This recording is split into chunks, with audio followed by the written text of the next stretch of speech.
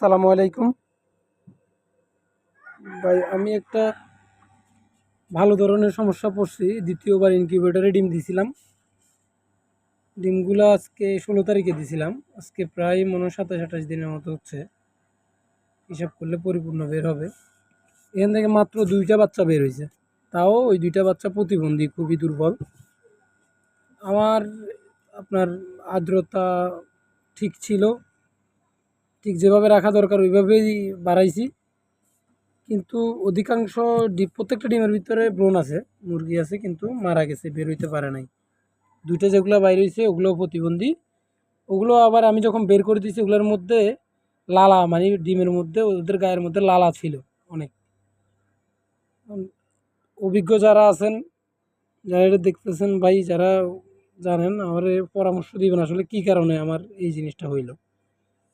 এটা কি অতিরিক্ত আর্দ্রতার কারণে, না হিটের কারণে, কোনটার কারণে হয়েছে আমি অবশ্য বুঝতেছি না।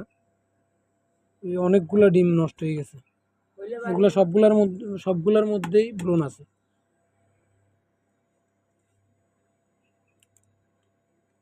এই যে এটার মধ্যেও বাচ্চা আছে, এটা নষ্ট হয়ে গেছে।